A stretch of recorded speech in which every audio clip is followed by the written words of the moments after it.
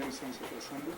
Y ahora tenemos a Ruth Fuentes García, que realizó su doctorado en la Universidad de Bath, en Inglaterra, y ahora es profesora en la Facultad de Ciencias aquí en la UNAM, en Inglaterra. Adelante, Ruth. Gracias. Gracias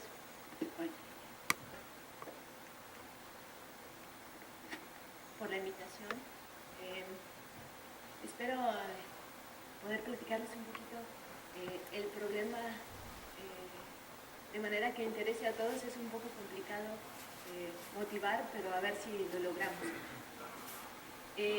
No pongo ahí, la lista de trabajo es muy grande. Este es el resultado de una interacción que ocurrió por azar. No sé si saben, pero la facultad tiene la licenciatura en Ciencias de la Tierra y en los últimos semestres ellos tienen un taller de investigación. Entonces los chicos se aproximaron para apoyarles en el análisis o el resumen de sus datos en uno de los talleres de investigación. En específico es un taller de Ciencias del Suelo que coordina Cristina Sierre en Geología.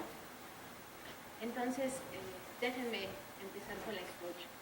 Se llama clasificación en general porque lo que interesa es que la gente hace mediciones y quiere encontrar grupos. En la literatura estadística se conoce como clasificación o análisis de conglomerados. Hoy día creo que es más justo llamarle clasificación no supervisada, en tanto que nosotros no tenemos información sobre si existen o no grupos. ¿Y qué es un grupo? Pues a ver, si yo les enseño esta imagen y les pregunto, ahí en el dibujo que está marcado con A, ¿cuántos grupos hay?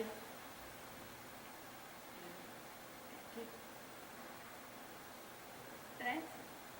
Acá.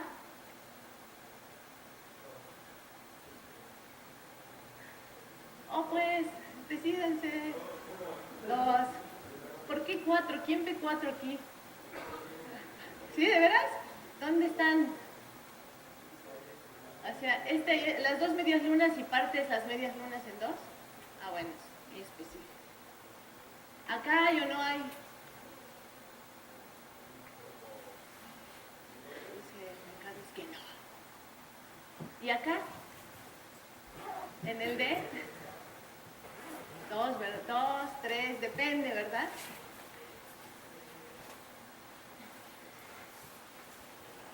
Bueno, si hacemos un zoom, ¿no? O si nos movemos. Bueno, el punto interesante es que todos entienden que es un grupo, ¿no? Eso sí, más o menos con un poquito de esfuerzo, nos pondríamos de acuerdo en cuántos son en R2, si los podemos ver. No es un problema fácil de plantear en general. No tiene una respuesta única o cerrada. En estadística, la metodología más socorrida en las aplicaciones tiene que ver con distancias. La gente define una métrica o una medida de similaridad, porque lo que queremos es decir que las cosas que están en un mismo grupo son muy similares entre ellas y lo más diferente que se pueda de las cositas que están en otro grupo. ¿Sale? Entonces,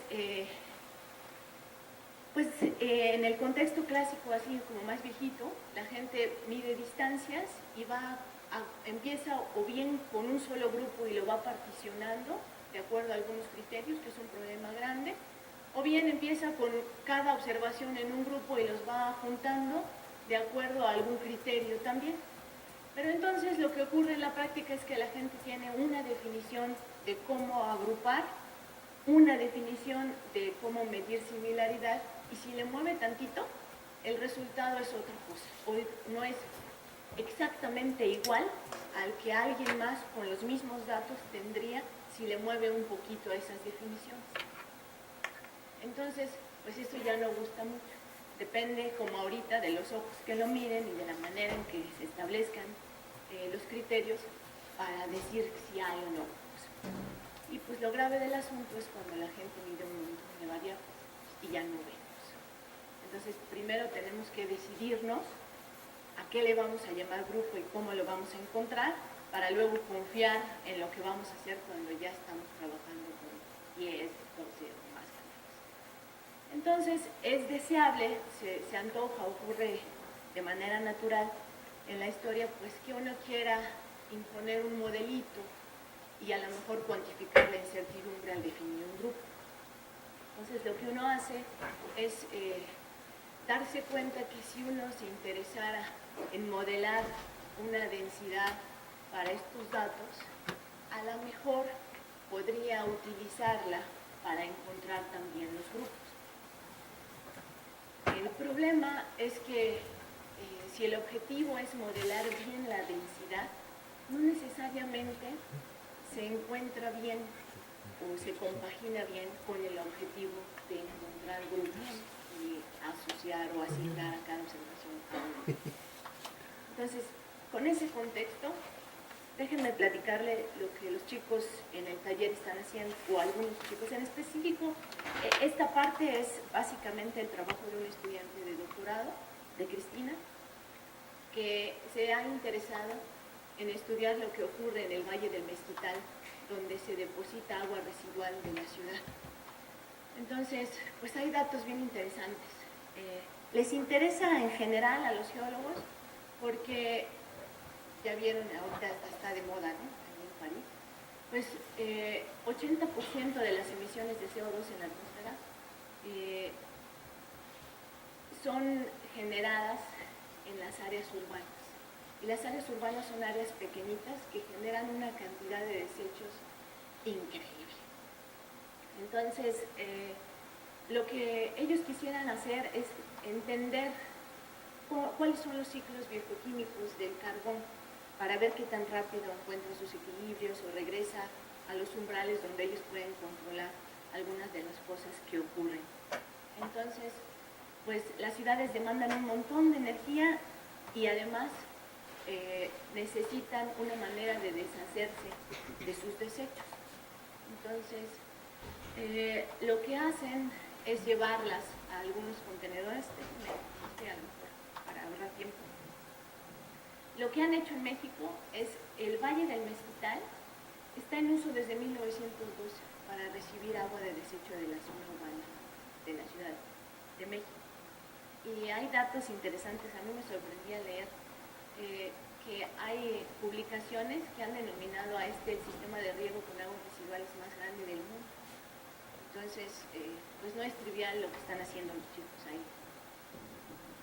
Entonces, sí hay beneficios. Hay déficit de agua en la zona del valle, entonces, pues evidentemente eso puede ayudar, pero se necesita entender cómo funciona la interacción del suelo y el agua residual que se vierte sobre ellos. Entonces,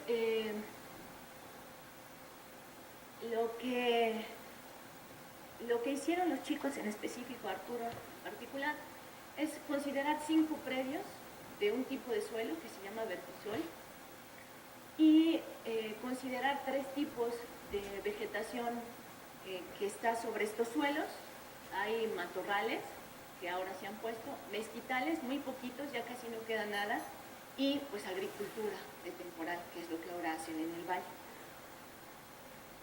Y en estos predios había diferentes periodos. Hay predios que no se han regado con agua de residuo, que se riegan con agua de temporal.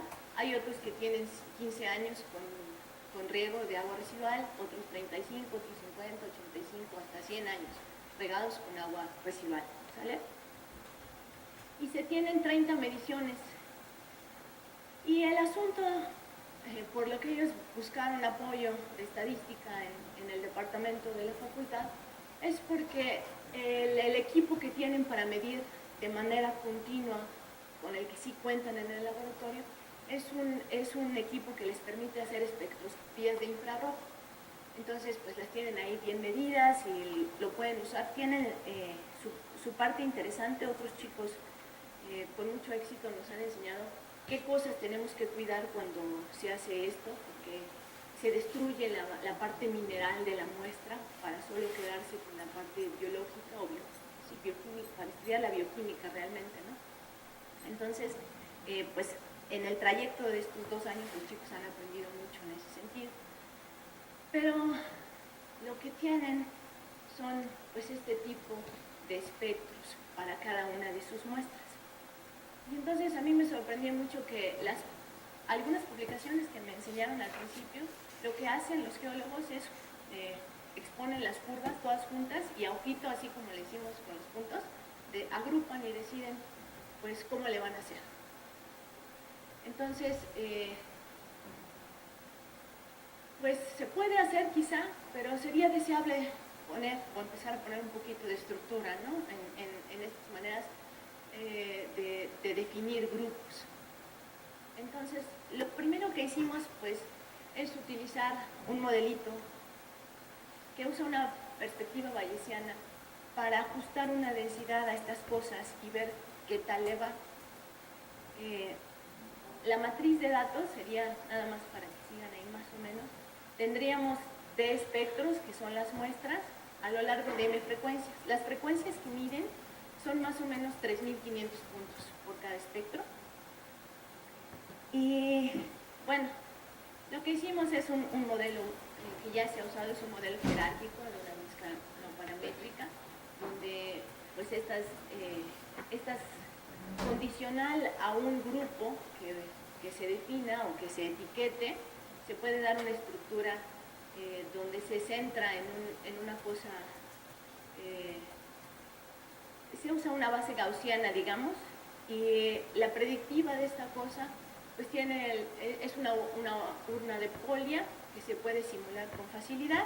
No es un modelo muy complicado, pero ya con eso vemos cosas chistosas que ocurren con este tipo de datos. El simulador, que es un simulador de cadenas de Markov, Monte Carlo vía cadenas de Markov, se estanca en una sola partición.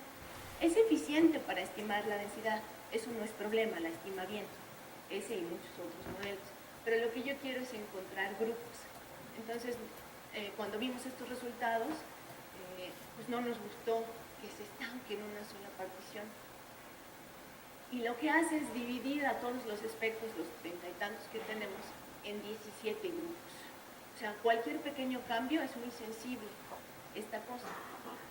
Entonces, para que se den una idea, estos son algunos de los grupos. Hay grupos que solo tienen un espectro y hay otros que son muy parecidos y los deja variar muy poquito, ¿no? Y entonces, aquí lo que pensamos es que el problema que había que entender bien qué querían saber del espectro.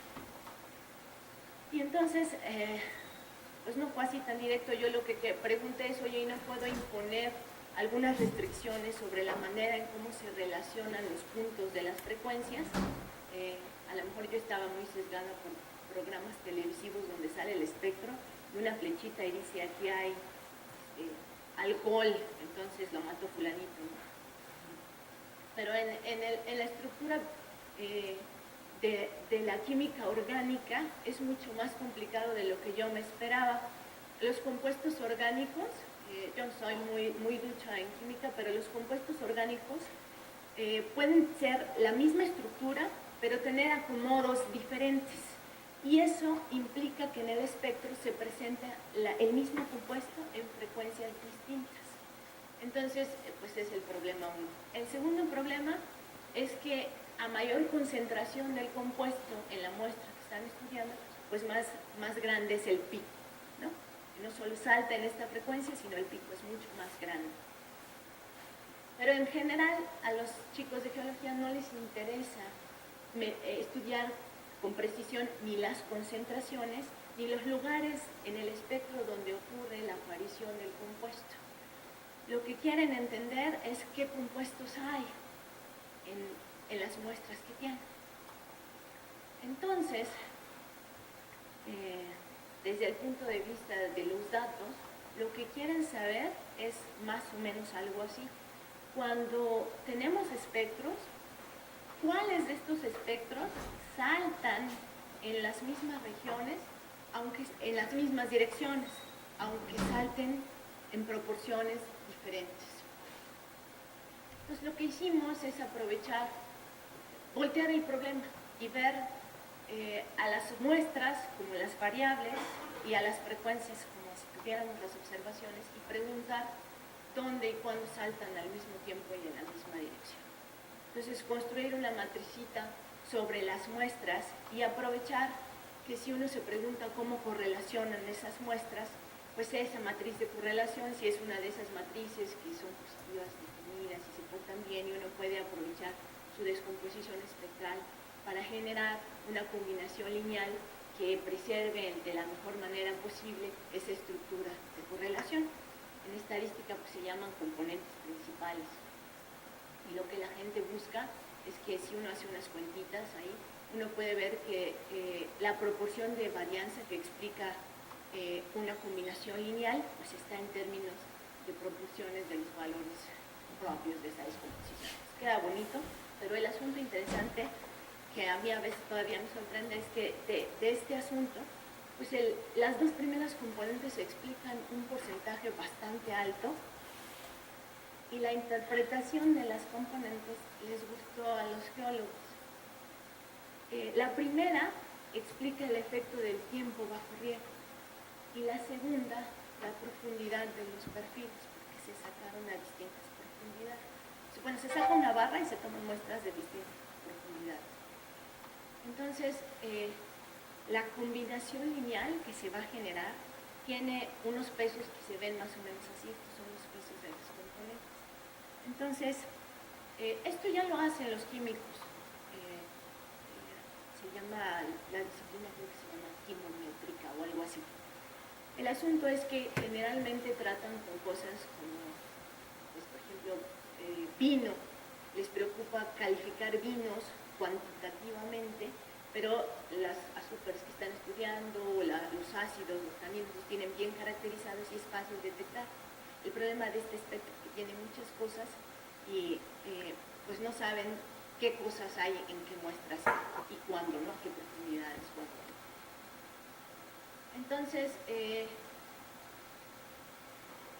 lo que hicieron ellos es estudiar estos pesos y ver que la primera componente tiene el efecto del tiempo bajo riego y lo hacen identificando las bandas que se asocian a la lignina, a los polisacáridos, a algunas celulosas. Y de la segunda lo que ven son las regiones de absorción de ciertos sistemas aromáticos de este compuesto que se llama lignina. Entonces, lo que hicimos es llevarlo a un espacio, pues aquí está bidimensional, esas son las dos componentes, entonces estas que están aquí, los puntos, representarían los lugares donde se tomaron las muestras presentes, con sus diferentes tiempos bajo riego, y aquí están las zonas de temporada. Entonces uno se pregunta por grupos aquí, pues bueno, es un poquito más fácil. Claro que se pierde un montón de información. Una de las cosas que quisiéramos hacer o que estamos buscando hacer es pues cuantificar esa pérdida de información, esa incertidumbre en este paso de, en lugar de usar el espectro, llevarlo a un espacio de menor dimensión. Y evidentemente pues hay zonas donde tienen falta de información. Aquí yo creo que no hay evidencia suficiente como para decir qué está ocurriendo en estas partes. Aquí a lo mejor ya se pueden hacer grupos. De todas maneras, uno dice, bueno, si yo con estas cosas quiero generar una densidad que estime bien, ¿cómo le va? Entonces, si yo hago eso, creo que me convenzo de que en realidad esta parte de dispersión que tienen los datos aquí, la falta de información aquí, pues tiene un peso importante y los chicos necesitan todavía profundizar un poquito más en lo que ocurre aquí. Entonces, lo que hicimos para que ellos solucionaran su asunto rápidamente, y después buscaremos, o estamos buscando llevarlo a un mejor término con los métodos que estiman por la densidad, es usar una mezcla finita de densidades gaussianas, pero llevándolo otra vez a un espacio de dimensión más alta.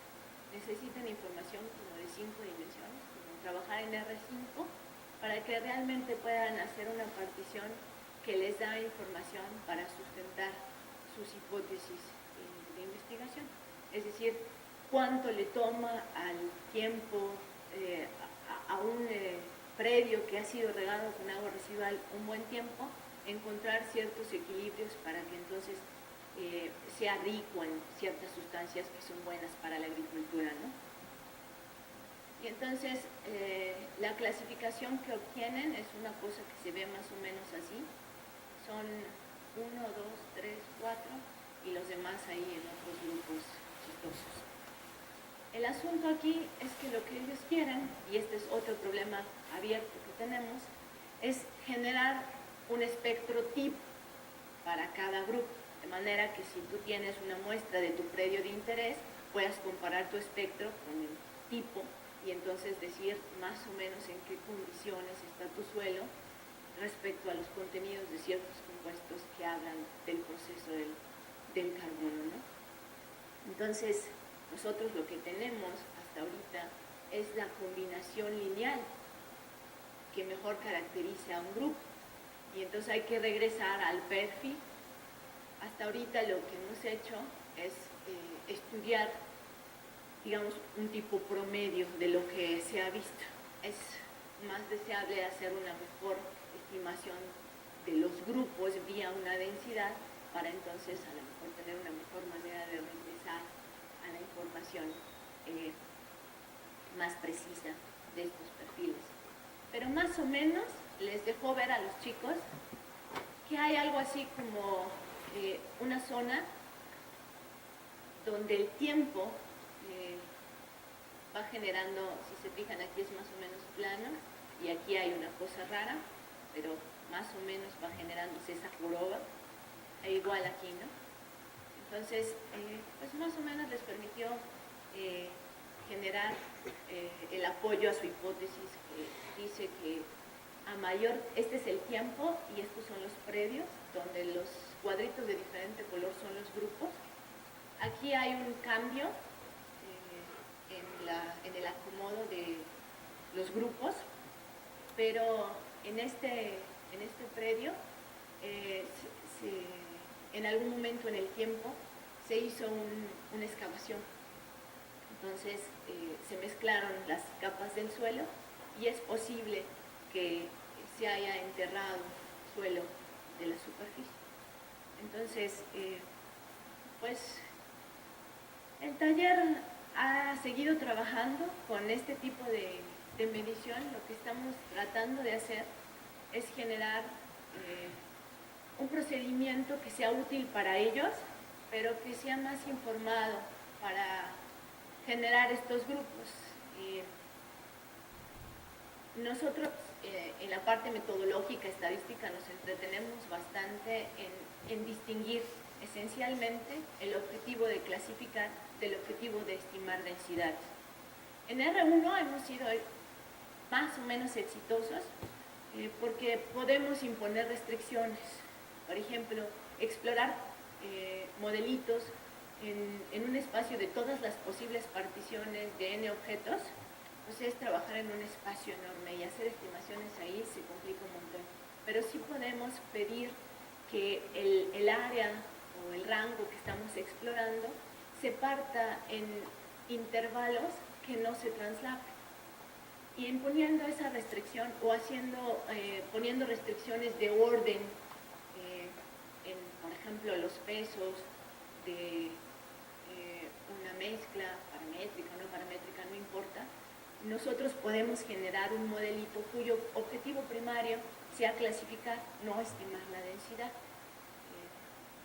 Sin embargo, ya si nos vamos a R2, pues perdemos la estructura de orden de manera trivial, ¿no?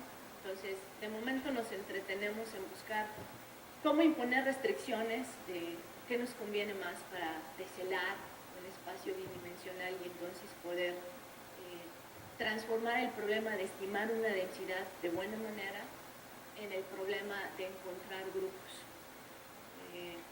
No sé si esto más o menos quede claro, pero por ejemplo, para enfatizar, si uno toma una mezcla finita de distribuciones gaussianas para generar un estimador de densidades, pues no es el mejor, pero tampoco eleva tan mal.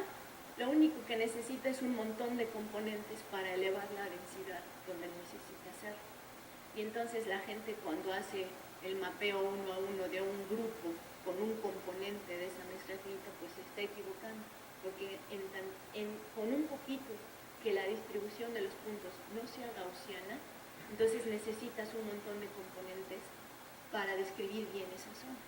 Y entonces los grupos ya están sobre, digamos, el número de grupos o la existencia de los mismos. ¿Sí? Y es deseable porque ya no entré en detalles, pero lo que los chicos sí tienen es cuál es la probabilidad de que existan 5 grupos, cuál es la probabilidad de que existan 6 o 7, que es muy diferente a decir, mira, yo a ojito generé un arbolito, lo corté aquí con esta métrica y entonces ahora son 6 grupos. Y alguien en otro lugar con otra métrica genera un árbol un poquito diferente y corta en otro punto y ya tiene otra conclusión, ¿no? Entonces, pues eso es lo que los chicos se entretienen y tienen un montón de problemas interesantes en los talleres de investigación. A veces les da, pues no sé si timidez o a lo mejor falta de información, falta de interacción, pero cuando se acercan tienen problemas bonitos, interesantes que pueden generar, pues al menos datos. Yo siempre estoy buscando datos, nadie me los quiere dar y ellos solitos llegarán con sus datos buscando ayuda, ¿no? Entonces, pues ahí los invito a que se den una vuelta, al menos al listado de los talleres de ciencias de la Tierra que tenemos. No sé si tengan alguna duda, algún comentario, creo que ya era todo.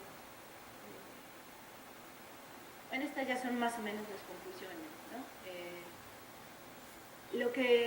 La parte más fuerte es que pueden sustentar que después de 100 años de riego con agua residual se van a recuperar los almacenes del carbono a un costo de una relación entre estas dos sustancias, la lignina y la celulosa, que aparentemente son relevantes. La riqueza del suelo, sobre todo en tanto los agricultores se interesan por plantar distintos tipos, maíz y alfalfa, que lo que cultivan ahí, y más o menos sí ya les pueden decir cómo rotar mejor estas cosechas o estas plantaciones para optimizar. Pues, lo que queremos es eso, ¿no? Cuantificar la eficiencia de este resumen de información versus